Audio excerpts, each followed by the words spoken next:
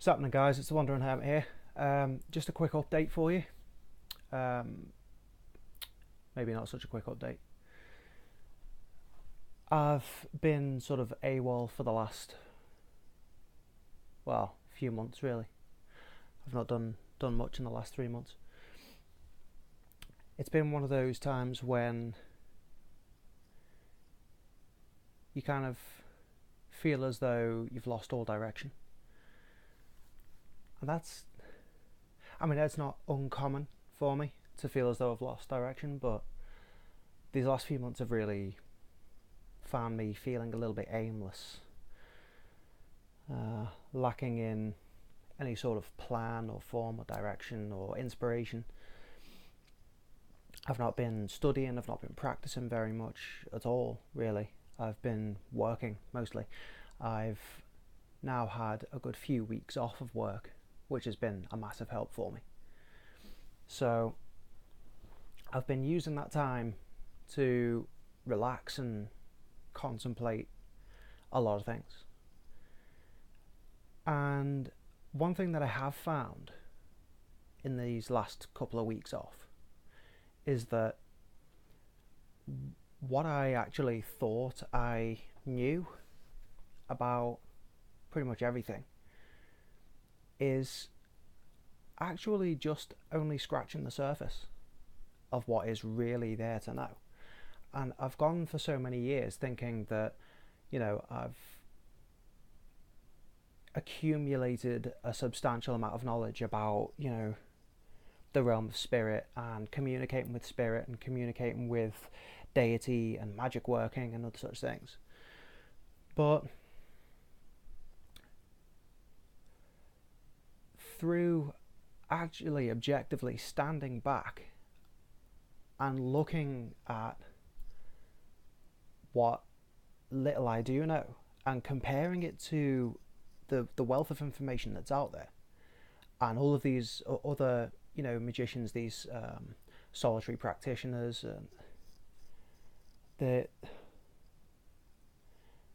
they seem to have an understanding of themselves which is so much deeper than what I myself have accumulated. And I thought, why is that?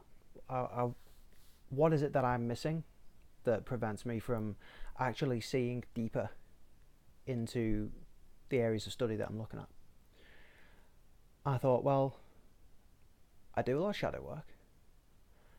I do manifestation work. I've been starting to do path working, which is quite a new one for me, looking more into divination, but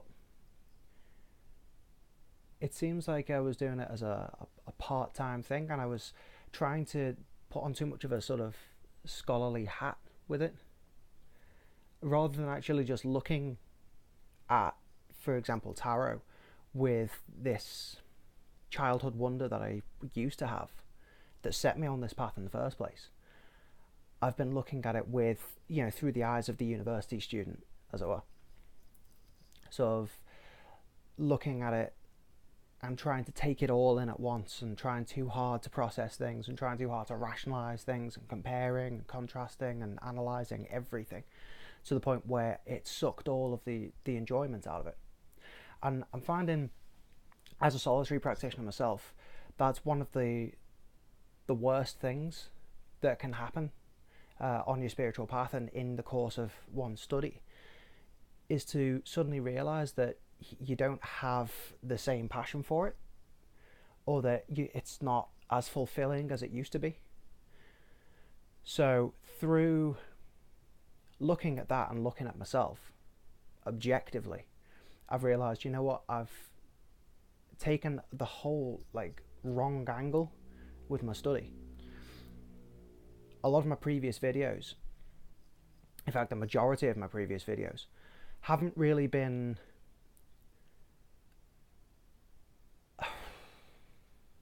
as genuine as I would have liked them to be. They've not been as focused on the truth of individual spirituality they've more had this tone of objective reality. And even though I've been talking about how all reality and all, physical and spiritual experience is utterly subjective, I've been talking about it in an objective way, as if that subjectivity is an objective truth, which in and of itself is oxymoronic. I think a lot of my study has been focused upon the nature of matter, energy, and consciousness. And it's it kind of takes a sort of new age slant on that, but when I analysed why I've been drawn to magic in that sense, and why a lot of my studies and a lot of my videos and a lot of my blog posts have been focused around this idea of energy being conscious and how consciousness is preceding matter and actually separate from the physical body and influencing everything, etc., etc. I realised that, in a sense, that is for my own sense of validation, maybe, or perhaps comfort. I think a lot of my study has been primarily for the purpose of proving to myself that magic exists and trying to understand how magic works and how deity can interact with the physical world, etc. And that's not really the way that anyone should undertake spiritual practice or spiritual study. It's not for that.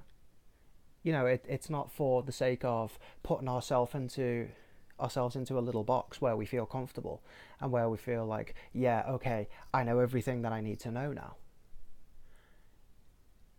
It shouldn't be for the sake of studying it for the sake of studying it, for the sake of knowing it. It needs more of a practical application, and it needs to be personal to the individual. And not only that, it needs to be enjoyable. Because let's face it, I mean, who undergoes any kind of spiritual practice if they don't enjoy it? Why would you? So, what I've done is I've taken a back seat in my own life and let my subconscious work.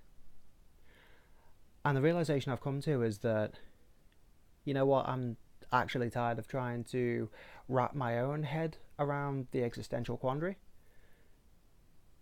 I'm now at the point in my life when I'm letting that stuff go. The need to understand is gone now, because I realize that even if my own belief system is wrong and somebody else out there has actually hit on the truth of the supposed objective reality, then that doesn't bother me, that doesn't affect me or my practice. I've realised that if I'm wrong, then I'm comfortable in my wrongness, because the belief system that I've built for myself, it works for me. It might not work for everybody else. Every single person has their own individual belief system with its own little quirks and its own little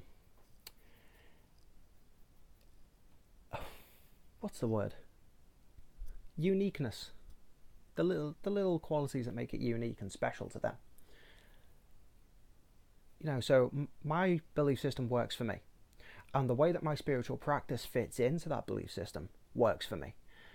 The spell work that I've been doing within that framework has had results for me. So why would I then waste any more time trying to put more videos out about how matter and energy works? Because understanding that doesn't make it any more or less real. So from now on, I'm taking a new direction with my practice and study. I had a bit of a depressive slump a couple of days ago, and I'd been tired all day anyway, even though I'd slept for 12 and a half hours. It's one of those things. And it's not health related issues, because I've been balancing my nutrition, I've been eating healthily, I've been getting out there and exercising and things.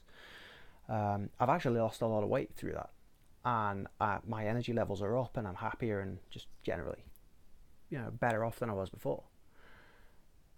So I was a little bit confused as to why my energy was just rock bottom. And then just before I was ready to go to bed, well, about an hour or two before, I had this massive uplift of energy, and I was like, oh yeah, you know what? I've been tired all day. Suddenly I feel awake. Suddenly I feel like I want to do something. I want to, break out the tarot cards and, do a reading for myself and do some journaling and all that stuff. And then as quickly as that feeling had come, it's like someone just stamped on it and said, no, you are depressed. You are disenchanted with your own existence and with existence in general. You're not going to have fun today. I thought, where the hell has this come from? And the more that question stuck in my mind and started to grow, and it kind of snowballed, and that empty feeling, like there's a massive hole that's just swallowing everything up, that seemed to get narrower and narrower and narrower until the point where it closed over. And then it started to burn with frustration and anger and just righteous rage. I was like, why do I feel so bad? I'm not gonna stand for this. No, whatever has put me in this mood can just go and fucking swivel on it, because I'm not gonna carry on like this. And at that point, I said, you know what, screw it. Get the tarot cards out. I'm going to do a reading for myself. So I did like a 5-card draw. And the reading, I interpreted it as, oh yeah, well, maybe this is all pointless, etc., etc. And then I took a step back and went, okay, slap yourself in the face a couple of times. Read it again, but take yourself out of it. And it told me that stop being such a moany, whingy little arsehole, because everything that you could possibly want in the world is right in front of you. You have everything. I've got a house. I've got a family. Well, my family is just me and my wife, but, and we have relatives that care for us, and, we're not wondering where our next meal is going to come from. There are people out there who are so much worse off than you. Stop whinging. You are a victim of your own insecurity, a victim of your own poverty consciousness and negative mindset, your sort of victim mindset. Break out of that. Take control of your life. Get out of your own way. Start mastering your emotions instead of being consumed by them. It went on like that, and it really kind of smacked me in the face. And I don't know whether this has kind of been twigged in my subconscious from a couple of weeks back. I was watching a video by Kelly-Ann Maddox, and disclaimer, she's absolutely friggin' amazing. So if you get a chance, if you haven't watched her videos already, have a look, because she is just a treasure trove of knowledge. But something she said kind of jumped back out as I was reading those cards. Tarot is not for self-validation. It's not for self-aggrandizement. It's not for giving us the answers that we want to hear. It's for kicking us in the balls and telling us to, get back up off the floor and stop crying, and then kicks us in the balls again. It's for bringing out those parts of ourselves that we don't want to acknowledge. And even though I do shadow work in the sense of I've been communing with what I call my demon, my actual, darkest self, there are still those little bits in the grey area that aren't necessarily bad, but are, not conducive to me moving forward, that I haven't addressed. It's like I've leapfrogged the usual shadow work stuff and gone straight for, the big nasty. And I thought, well, okay, so now I've dealt with that. Now I've acknowledged that, and I'm starting to, get a lasso on that and rein it in. It's time to use that darkness that I've acknowledged and integrated into myself to break through those other, like, smaller barriers. So I'm kind of rambling on here, but it's a case of getting back into shadow work, but from a different angle. It's a case of getting back into tarot, but with a whole new perspective on it. It's getting into other forms of divination. I mean, I've been focusing on the runes a lot lately. I'm going to start doing a couple of videos, by the way, on the runes. I'm going to do a 9-day meditation 3 runes per day over 8 days, and then all of the runes on the 9th day. And I'll be journaling on that, and I'll probably do a couple of little video blogs on what I've gleaned from the runes on that. But anyway, pendulum work. When I had that weird little depressive slump and the rage came through and pulled me out of it, I did that drawing. It said, yeah, stop being a whingy bitch. This is not who you are. This is not what you are like. This is not a part of your everyday psychological makeup. You've overcome this. What has brought it back? Find out. And I had this overwhelming urge to just go and get my pendulum. I've only ever used it once. And yet, I got my obsidian pendulum.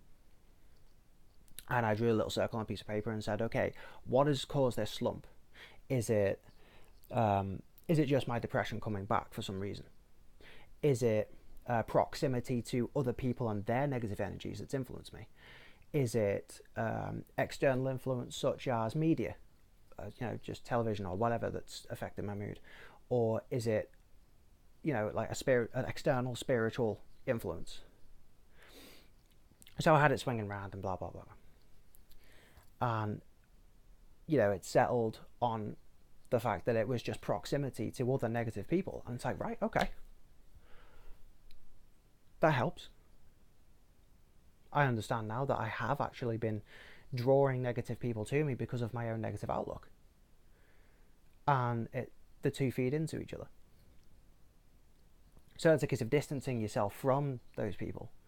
Not literally cutting ties because, these are my friends. But it's a case of smaller doses. And when you're around them, zip yourself up. Protect your energy field. It's that sort of thing. Be mindful of everything they're saying and doing and how that's affecting you. So I took that into account. And then I realised, wait a minute, this is the second time I've ever done pendulum work. And it was more comprehensive than any other time. Well, the last time I did it, or any other divinatory tool that I've used so far, because I had a different mindset. So, to conclude, I'm going to be taking my study more seriously, but with less severity. I'm not going to be as stuffy about it. That's another thing. My previous videos, I've kind of have this persona that kind of comes out and dominates, where it's as if I'm on the telephone and I suddenly have to be very very professional sounding by comparison to how I normally speak. For example, when I'm not on camera, when I'm not around just people in general, when I'm at home in my little safe bubble with the people who really know me, my real self comes out, and for example, I swear like a trooper. I swear a lot, but it's not out of frustration. I just drop, fucking, or shit, or anything into my sentences. It's just who I am. It's where I've grown up. And I realised that the real me isn't coming out. I've been suppressing it because I want to kind of deny it. So this is if for no other reason me doing this video is to show you that this is actually who I am. This is closer to the real me than you've seen before. And yeah, this is influencing the way my practice is going to go, and it's influencing the way my future videos are going to be and my future blog articles are going to be. I'm going to be focusing more on the practical aspects of ritual, of divination, various methods of study, etc. And I want to be a little bit more down to earth, and I want to get more information out there that people can actually connect to, grasp onto, and incorporate into their own practices if they want to. Because philosophical sophistry is just, it's not helpful. So anyway, it's coming up to 20 minutes now, so I'm going to wrap it up there.